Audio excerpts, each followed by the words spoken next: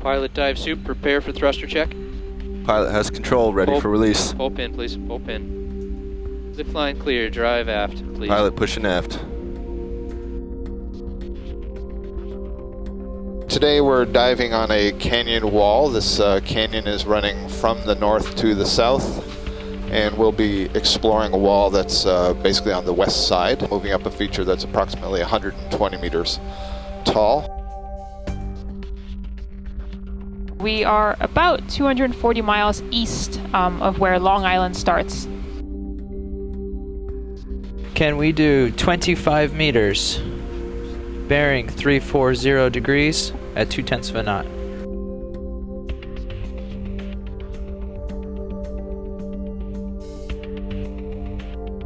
The part of the canyon that we're working in is a little bit of a bowl which narrows quite drastically to the north of us.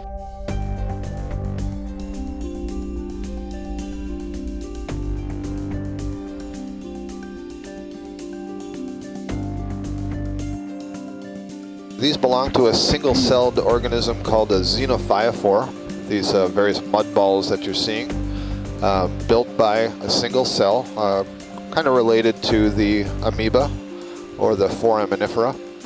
And somehow they are able to construct these balls, which are essentially a series of tubes. There's been some ecological work done on xenophyophores that suggests that they increase the density and diversity of organisms in the mud just below them.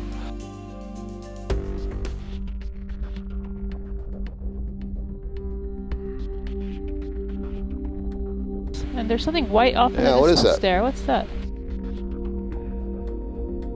Is that a skeleton? Yeah, it looks like a dead fish or something. I see skeleton and some tissue, especially at the back there.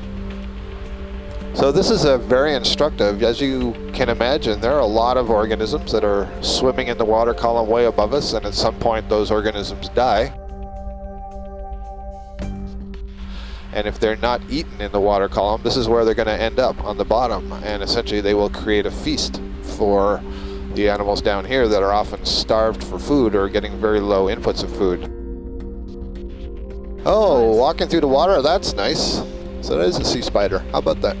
These things normally are walking over the bottom, feeding on corals, anemones, zoanthids. I don't believe, in my experience, I've ever seen one in the water column before. Yeah, we're definitely, we're stuck under an overhang here, so we don't want to go too much. You can see that really well in the Sirius feed.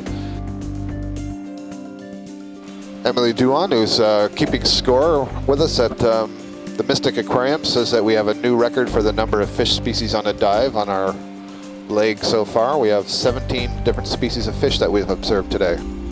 That's excellent. Oh, there's a tongueworm. So sticking out of the burrow, you can see the long proboscis, the tongue that I've been describing, that leaves the spokes in the mud. So this is an echiurine worm. Oh, there goes the tongue. That's what happened last time. Apparently they can sense disturbance. So you saw how quickly that thing can be retracted. So very cool. Very often what you see when you're looking at photos or video from the deep sea is just a hole with this radiating pattern of spokes in the mud around it, where that tongue has been out clearing off the mud of all its organics. So it's really fun when you get to see the tongue. And even better when you get to see the tongue moving.